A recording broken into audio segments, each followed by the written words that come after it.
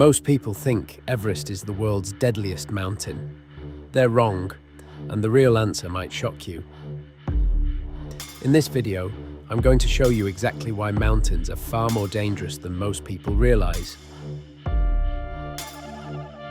And it has nothing to do with how high they are.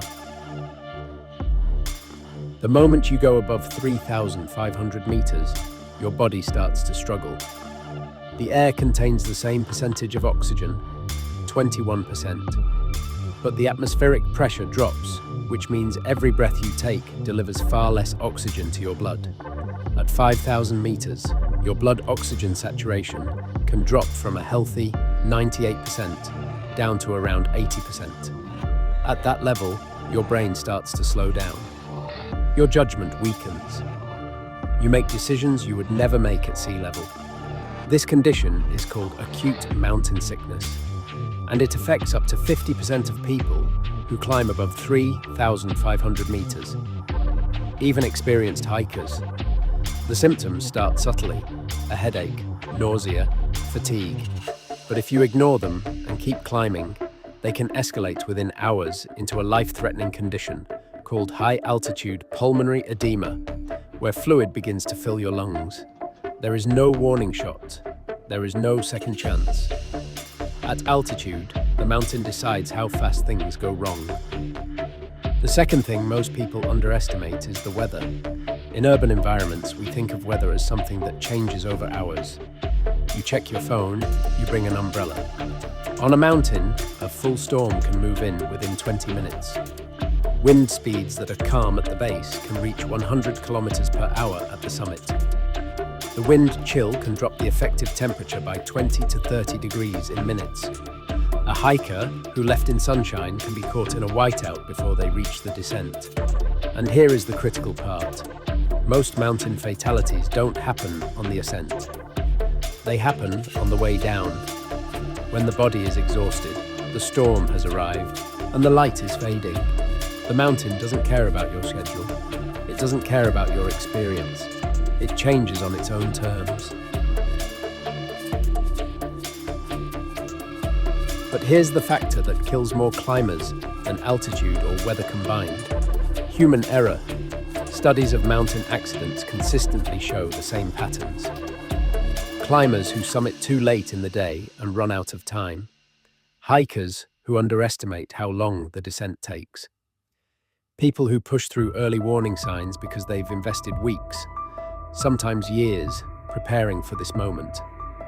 There is a psychological phenomenon called summit fever. It's the overwhelming drive to reach the top, even when the rational decision is to turn back. Researchers have found that climbers become significantly more risk-tolerant at altitude, partly due to reduced oxygen reaching the prefrontal cortex, the part of the brain responsible for rational decision-making. In other words, the higher you climb, the worse you become at deciding whether to keep climbing.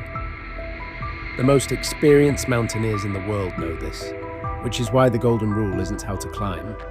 It's knowing when to stop. So, back to the question I asked at the start. Which mountain is actually the deadliest? Everest has a fatality rate of roughly 1%. For every 100 people who attempt the summit, about one dies. That sounds terrifying, but compared to other peaks, it's actually relatively low.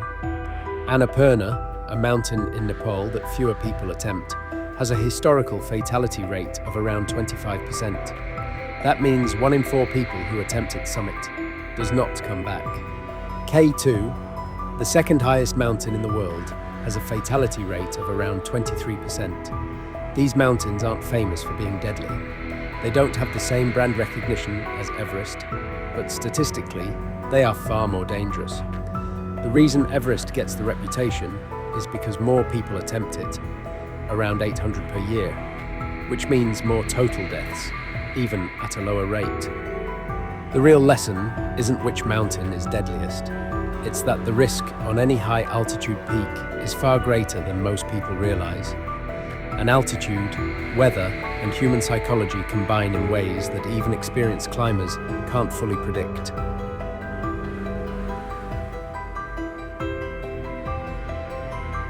Mountains are among the most awe-inspiring places on Earth, but they operate by different rules.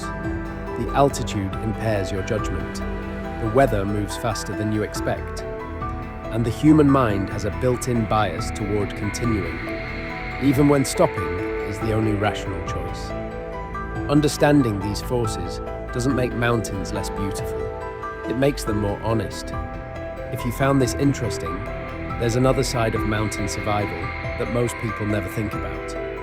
What extreme cold actually does to the human body, and why some people survive it and others don't. I'll cover that in the next video. If you want to see it, subscribe, it's free, and it helps this channel grow. See you there.